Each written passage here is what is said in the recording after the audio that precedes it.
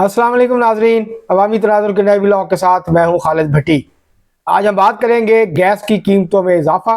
हुकूमत ने 193% तक गैस की कीमतों में इजाफा कर दिया है, जिसके बाद महंगाई जो है वो मज़ीद बढ़ेगी।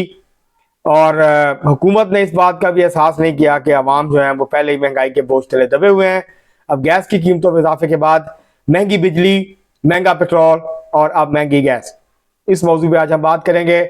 और दूसरी हम बात करेंगे आज जो मियां नवाज शरीफ साहब को जुमेरात तक ना सिर्फ ये कि प्रोटेक्टेड जो बेल थी उसमें तोसी मिल गई है, बल्कि नैब कोर्ट से पूछा गया, नैब से पूछा गया है कि वो बताएं कि क्या नवाज शरीफ के खिलाफ रेफरेंस वापस लेने हैं या उनको परस्यू करना है।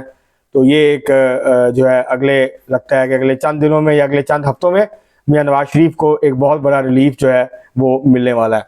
इन दो मौजूआत पे आज हम बात करेंगे। इससे पहले कि हम अपने मौजूआत की तरफ बढ़ें, आपसे गुजारिश है कि अगर आपने हमारा चैनल अवामी तनाज़ुर अभी तक सब्सक्राइब नहीं किया, उसको सब्सक्राइब कर लें। अगर आपको व्लॉग पसंद आए, इसको शेयर करें, लाइक करें और महज़ब अंदाज से अपनी राय का इजहार करें। अब हम बढ़ते हैं आज के पहले मौजू की तरफ। हुकूमत ने IMF की कंडीशन पूरी करने के लिए, शर्त पूरी करने के लिए, क्योंकि नवंबर में अगले महीने IMF के साथ रिव्यू है, IMF की टीम आएगी पाकिस्तान या कहीं और, वो रिव्यू करेगी और जायज़ा लेगी कि पाकिस्तान ने क्या जो शराइत मानी थी उसके ऊपर मनोमान अमल किया है या नहीं किया, और कहाँ कहाँ खिलाफ वर्जी की है। और उसकी बुनियाद पर फैसला होगा कि जो $700 मिलियन है, $70 करोड़ जो हैं, क्या वो पाकिस्तान को मिलने हैं अगली किस्त की शक्ल में या नहीं मिलने हैं।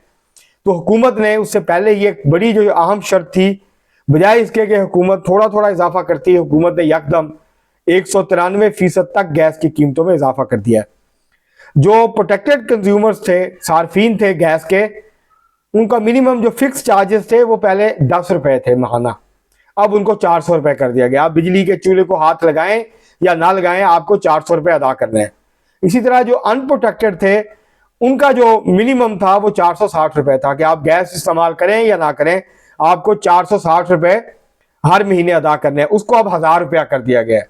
आप चूल्हे अपने को हाथ लगाएं ना लगाएं, आप चाय बनाएं ना बनाएं, आप अपना घर बंद करके कहीं चले जाएं, जब आप वापस आएंगे महीने के बाद तो ₹1000 का बिल महीने के बाद वो आपका मुंतजर होगा।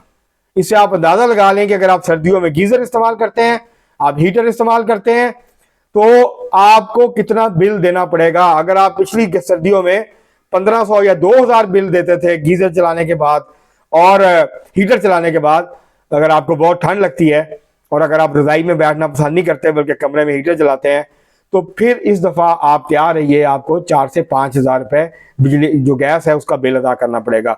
जो ओवरऑल इजाफा है उसमें सबसे कम जो इजाफा है वो 86% है, वो है एक्सपोर्टर्स के लिए।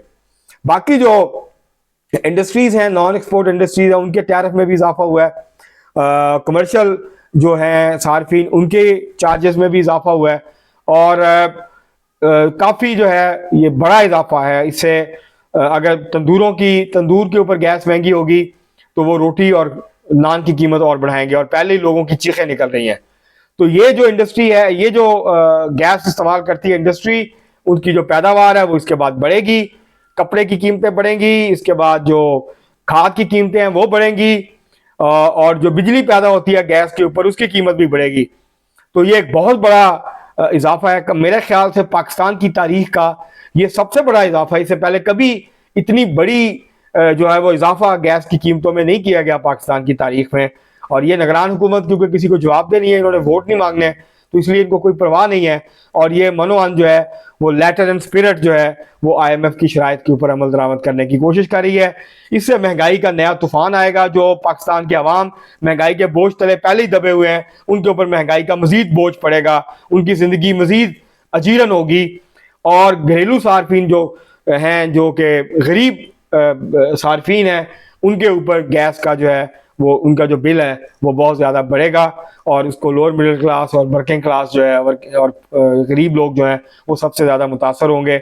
एक नया तूफान जो है वो महंगाई का इसके नतीजे में आने के खदशात मौजूद हैं, इम्कानात भी मौजूद हैं। तो ये हुकूमत को नज़रसानी करनी चाहिए इस पर। IMF को खुश करने का मतलब ये नहीं है कि आप लोगों को उल्टा लटका दें, लोगों का खून निचोड़ लें, लोगों को वो जो पहले बिजली का बिल देख के परेशान होते थे, अब जब गैस के बिल आएंगे, ये 1 नवंबर से इजाफा हुआ है, दिसंबर में इसको जो है वो देना पड़ेगा या नवंबर के आखिर में जब बिल आएंगे तो फिर आपको देना पड़ेगा। अक्टूबर में अभी नहीं इजाफा लगेगा, ये जाके नवंबर में जो है ये इजाफे का इतलाक होगा।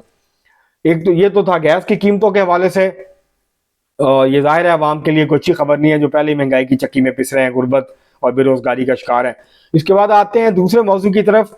आज मियां नवाज शरीफ साहब को एक बार फिर इस्लामाबाद हाई कोर्ट से और नायब अदालत से रिलीफ मिल गया। नायब अदालत से उनको जमानत मिल गई, 10 लाख रुपए के मुचलकों के एवज वो उन्होंने जमा करवा दिए। डॉक्टर तारक फजल चौधरी जो साबिक MNA है मुस्लिम लीग नून के इस्लामाबाद से, उन्होंने वो जमा करवा दिए और जो है वो उनका जो वारंट था उसको सस्पेंड कर दिया, उसको वापस ले लिया गया है। अब मियां नवाज शरीफ इश्तिहारी नहीं रहे हैं। एक तो उनको ये रिलीफ मिल गया नैब की अदालत से, दूसरा उनको इस्लामाबाद हाई कोर्ट से जुमेरात तक उनकी जो जमानत थी उसमें तोसी कर दी गई है। और उसके साथ साथ नैब से ये पूछा गया है कि आप बताएं कि क्या आप ये वापस लेना चाहते हैं रेफरेंस, तो उसका तरीकाकार भी बताएं ताकि अदालत का वक्त ज़ाया ना हो। और उसके बाद मियां गुल औरंगजेब जो है, मियां गुल हसन औरंगजेब, उन्होंने ये सवाल उठाया कि मियां नवाज शरीफ को अपीलें बहाल कराने के लिए ये साबित करना होगा कि वो जानबूझकर अदालत से गैर हाजिर नहीं रहे, बल्कि उनकी गैर हाजिरी की जो है वो नागुज़ीर वजूहात थी।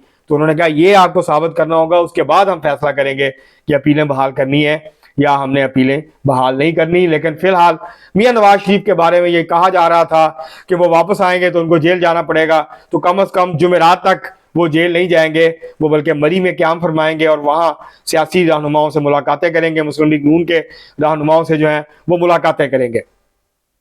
तो ये आज का हमारा दूसरा मौजू था। ये नवाज शरीफ साहब जो है, इससे ये तासुर अब गहरा होता जाएगा कि उनकी डील हो चुकी है, उनके मामला तय हो चुके हैं ताकतवर हलकों से। अब उनको उस तरह की तकलीफ और मुश्किलात का सामना नहीं करना पड़ेगा जिस तरह की मुश्किलात का सामना उनको 2017 से लेके और जो है वो पिछले कुछ अरसे तक सामना करना पड़ रहा था। और नून लीग के लिए भी जो है वो माहौल जो है वो साजगार होता जाएगा, आसानियाँ पैदा होती जाएंगी। लेकिन एक और मसला है कि वो ये है कि शाहिद खान अब्बासी ने आज फिर कहा है कि वो इलेक्शन नहीं लड़ेंगे, तो इससे ये अब ये वाज़ेह होता जा रहा है कि वो शायद या तो नई जमात बनाएंगे या वो मुस्लिम लीग नून से खुश नहीं, क्योंकि वो मियां नवाज शरीफ के इस्तकबाल के लिए भी जो है वो तशरीफ नहीं लाए थे। तो ये जो है ये सारी सूरत हाल है इस वक्त।